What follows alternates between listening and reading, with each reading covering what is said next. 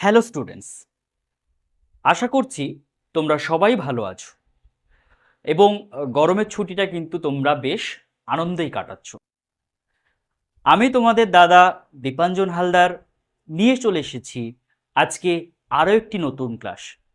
আজকের আমরা দেখো ক্লাস 10-এর কয়েকটি সাধারণ জিনগত রোগ এবং এই সাধারণ জিনগত রোগের মধ্যে থ্যালাসেমিয়া যেটি রয়েছে সেটি সম্পর্কে আলোচনা করব।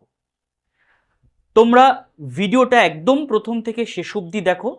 আশা করছি তোমাদের থ্যালাসেমিয়া সম্পর্কে আর কোনোরূপ ডাউট থাকবে না এবং এই ভিডিও দেখার পরে তোমরা থ্যালাসেমিয়া থেকে যে সমস্ত প্রশ্ন পরীক্ষা আসতে পারে তার প্রত্যেকটি উত্তর দিতে পারবে। তাহলে চলো আর বেশি দেরি নয়, ঝটপট ক্লাসটা শুরু করি।